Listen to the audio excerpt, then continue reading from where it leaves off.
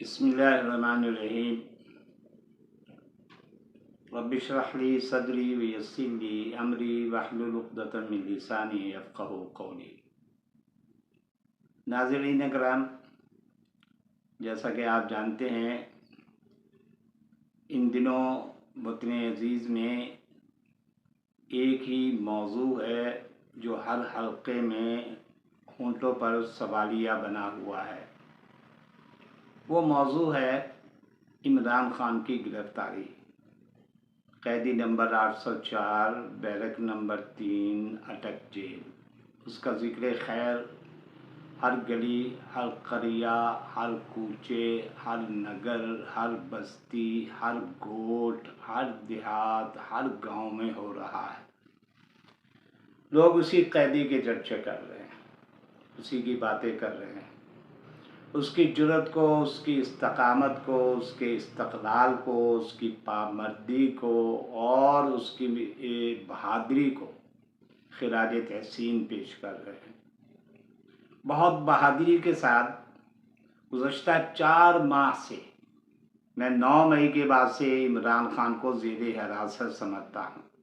9 مئی سے لے کر تا دم گفتگو عمران خان کسی نہ کسی عنوان سے قید و بند کی صعوبتیں برداشت کر رہا ہے۔ زمان پارک میں وہ ہاؤس اریسٹ تھا، اس کی نقل و حمل پر پابندی تھی، لوگوں سے ملنے پر پابندی تھی، گفتگو کرنے پر پابندی تھی، حتیٰ کہ اپنے وکیلوں تک سے رابطہ کرنے کے راستے میں بھی رکاوٹیں کھڑی کر دی گئی تھی۔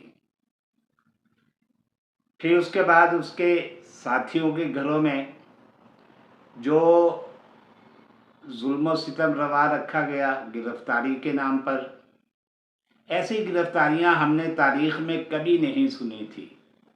حزب اختلاف کے لوگوں کو برسر اقتدار جماعتیں گرفتار کیا کرتی تھیں، انگریز کے دور میں بھی کرتی تھیں اور پاکستان بننے کے بعد بھی انہیں گرفتار کیا جاتا رہا۔ بہت سے لوگوں نے قید و بند کی صعوبتیں کاٹی۔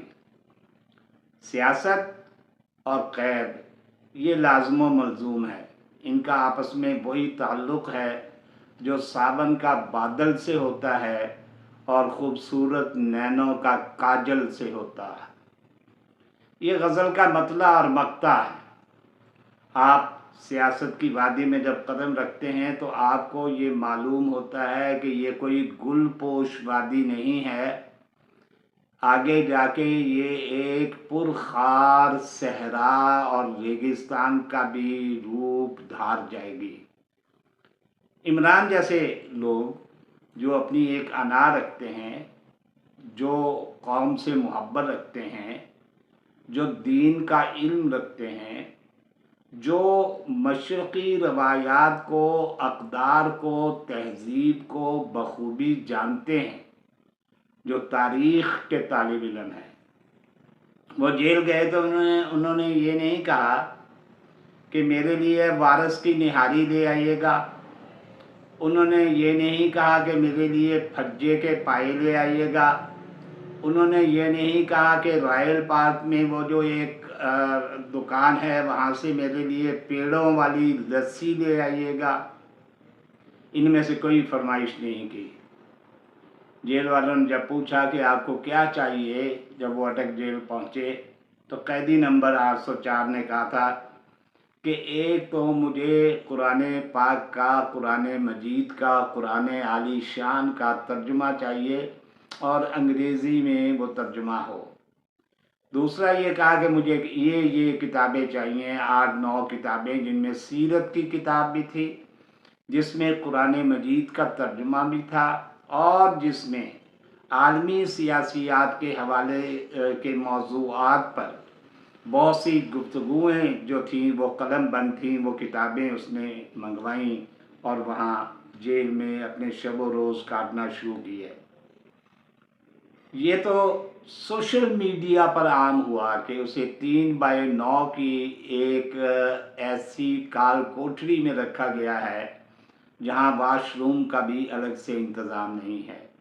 یہ بھی سوشل میڈیا کے ذریعے عام ہوا کہ انہیں ایک ایسے سیل میں رکھا گیا ہے جہاں واش روم جو ہے اس پر بھی کیمرے نصب کیے گئے ہیں، ایک ایسے سیل میں رکھا گیا ہے جہاں فلڈ لٹ لائٹ والے بلب جو ہیں وہ جلائے گئے ہیں، جنہیں بار بار جلایا جاتا ہے، بجھایا جاتا ہے تاکہ عمران خان اپنی نیند پوری نہ کر سکے۔ عمران خان تو وہ مرد درویش ہے جو رات کو سوتا ہی نہیں، وہ تو مطالعہ کرتا ہے، تھوڑی دیر کے لیے سوتا ہے تو نماز تہجد ادا کرتا ہے، پھر فجر کی نماز ادا کرنے کے بعد اوراد و وظائف کرتا ہے، اور پھر وہ ناشتہ کرتا ہے، اس کے بعد کہیں وہ سوتا ہے۔ رات کی نیند اس کا مسئلہ نہیں تھی، نہ ہے۔ آپ نے اسے قید میں ڈالا، پابندیاں لگائیں، بہنوں کو ملنے نہیں دیا گیا، پہلے بیوی کو ملنے کے لیے بھی سپریم کورٹ ہائی کورٹ سے اجازت لینا پڑی، بہنیں گئیں تو انہیں ناکے پر روک دیا گیا، حالانکہ عدالتی اجازت نامہ ان کے پاس موجود تھا کہ وہ اپنے بھائی کو مل سکتی، اگر ملی ہیں تو باہر آ کر انہیں میڈیا سے بات کرنے سے روک دیا گیا ہے۔ وکیلوں کی پوری جو ٹیم تھی، جسے لیگل ٹیم کہتے ہیں، اس کے تمام وکیلوں کو بھی ملنے کی اجازت نہیں دی گئی۔ کچھ لوگوں نے دباؤ ڈال کر اور قانون جو ہے اس کے تقاضے اور اس کے مطالبے ان کے سامنے سپرنٹینڈنٹ جیل کے سامنے رکھ کر جب ملنے کی کوشش کی تو تب بھی بیچ میں کوئی نہ کوئی ایک مخبر جو ہے وہ بٹھا دیا گیا تاکہ وہ یہ دیکھ سکے کہ قیدی نمبر 804 اپنے وکیلوں سے کیا بات کر رہا ہے، اس نے کیا بات کرنی تھی، قانونی مشاورت کرنی تھی، کیس کے بارے میں پوچھنا تھا، جج صاحبان کے بارے میں پوچھنا تھا۔ دیکھیں عمران خان پر جو ظلم ڈھائے گئے ہیں گزشتہ 4-5 ماہ میں اور حالیہ دنوں میں 5 اگست سے لے کر تادم گفتگو اٹک جیل کے اندر، ماضی میں تاریخ میں اس کی مثال نہیں ملتی۔ مجھے یاد ہے غالباً یہ 1969 کی بات ہے، 1969 کی، ذوالفقار علی بھٹو نے اپنی پارٹی 1967 میں قائم کی تھی، تو ایوب خان بھی ان کے خلاف تھے، صاحبزادے ان کے بعد آنے والے جو general chief of army staff تھے جنرل یحییٰ خان، تو وہ بھی ان کے بارے میں کوئی نرم گوشہ اس وقت تک نہیں رکھتے تھے، لہذا انہیں گرفتار کیا گیا، ساہیوال جیل میں رکھا گیا، اور بھٹو 2 دن جیل میں رہا اور بار بار روتا رہا اور یہ کہتا رہا کہ مجھے مچھر وہاں کاٹتے رہے، مچھر مجھے کاٹتے رہے اور مچھروں نے مجھے جو ہے وہ سونے نہیں دیا۔ اور مجھے یاد ہے انہی دنوں میں لاہور میں موچی دروازہ، جو لاہور کی تاریخی جلسہ گاہ ہے جسے اب بند کر دیا گیا ہے، اس تاریخی جلسہ گاہ میں خطاب کرتے ہوئے مجاہد ختم نبوت، صحافت کے بطل جدید، میرے روحانیوں مانوی استاذ حضرت آغا شورش کاشمیری نے ایک شعر پڑھا تھا بھٹو کی حالت ذات پر کہ وہ شکوہ کر رہا ہے، اور انہوں نے تو 12.5 سال جیل کاٹی ہوئی تھی، حضرت آغا شورش کاشمیری نے 10 سال جیل کاٹی انہوں نے انگریز کے دور میں۔ اس کے حوالے سے انہوں نے پوری ایک کتاب پس دیوار زندہ کے نام سے لکھی، جو آج بھی مارکیٹ میں موجود ہے اور جسٹ لائک ہاٹ کیکس بکتی ہے، لوگ اس کو خریدتے ہیں کہ انگریز کے زمانے میں قیدیوں کے ساتھ کیا کیا غیر انسانی رویے، غیر اخلاقی رویے اور غیر تہذیبی رویے جو ہیں وہ روا رکھے جاتے تھے۔ تو آغا صاحب نے بٹر صاحب کی شکایت پر کہ انہیں مچھر کاٹتے ہیں اور انہیں رات بھر نیند نہیں آئی، ایک شعر پڑھا تھا، انہوں نے کہا کہ اے شمع تجھ پہ رات یہ بھاری ہے جس طرح، اے شمع تجھ پہ رات یہ بھاری ہے جس طرح، ہم نے تمام عمر گزاری ہے اس طرح۔ ادب سے تعلق رکھنے والے، کتاب سے تعلق رکھنے والے، تعلیم سے تعلق رکھنے والے لوگ جب پکڑے جاتے ہیں تو وہ قید و بند کی شکایت نہیں کرتے۔ سید عطا اللہ شاہ بخاری رئیس الاحرار مجاہد ختم نبوت سے کسی نے پوچھا تھا، شاہ جی آپ بتائیے آپ کی زندگی کیسے گزری؟ تو فرمایا آدھی ریل میں گزر گئی اور آدھی جیل میں گزر گئی، یعنی جلسے کرنے کے لیے جانا ہوتا تھا۔ وہ اردو زبان کے اتنے بڑے خطیب تھے کہ آغا صاحب نے لکھا ہے کہ شاید اردو زبان اگلے 500 سال تک اتنا بڑا خطیب پیدا نہیں کر سکے گی۔ ان کی خطابت کے بارے میں آغا صاحب کا بڑا مشہور جملہ ہے، جس میں آغا صاحب نے کہا کہ کالی داس نے اپنی کتاب، اپنے افسانے، اپنے ناول میں شکنتلا میں عورت کے سراپے کے لیے جو رعنائیاں اور زیبائیاں بیان کی تھیں، وہ تمام کی تمام سید عطا اللہ شاہ بخاری کی خطابت میں پائی جاتی تھیں۔ بہرحال جیل جیل ہوتی ہے، چاہے آپ کو سونے کے پنجرے میں بند کر دیا جائے یا پلاٹینیم کی سلاخوں کے پیچھے آپ کو دھکیل دیا جائے، جیل نام ہی اذیت کاٹنے کا ہے، تکلیف برداشت کرنے کا ہے۔ لیکن جیل میں اپنے مشن اور اپنے نظریے پر قائم رہنا، یہ بڑے لوگوں کی بات ہوتی ہے، جس کا اظہار عمران خان کر رہا ہے۔ توقع نہیں تھی جس ناز و نیم کے ساتھ وہ پڑا تھا۔ برطانیہ کی رائل فیملی کی ایک بچی جمائمہ کے ساتھ اس کی شادی ہوئی تھی۔ شاہی محلات میں رہنے والا، پلنے والا شخص جو ہے، وہ اٹک جیل کی بیرک نمبر 3 میں قیدی نمبر 804 کی حیثیت سے موجود ہے۔ اب اسے کہہ رہے ہیں کہ کیا آپ اس سے پریشان تو نہیں ہیں؟ انہیں انتہائی ظلم اور اذیت اور صعوبت اور تکلیف، مصیبت اور المیوں کا سامنا کرنا پڑ رہا ہے، لیکن اس کی پیشانی پر شکن نہیں ہے، اس کے ہونٹوں پر فریاد نہیں ہے۔ اب تو خیر وہ عادی ہو گئے، چونکہ 4 مہینے سے اعلانیہ اور غیر اعلانیہ جیل عمران خان کاٹ رہے ہیں۔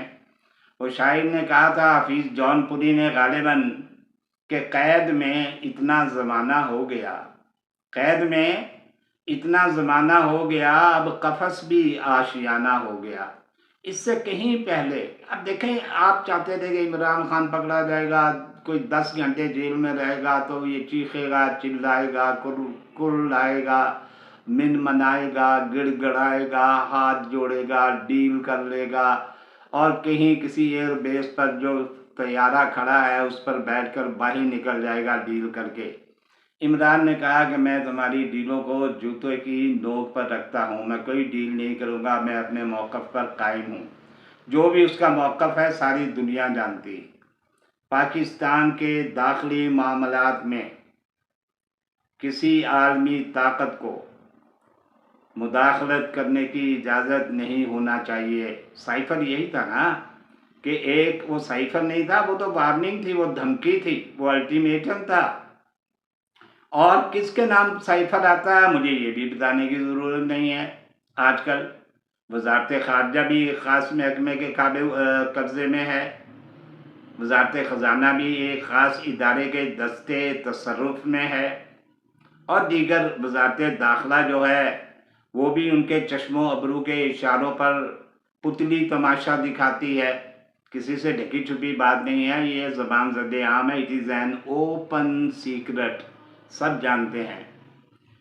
جیل میں کون نہیں گیا؟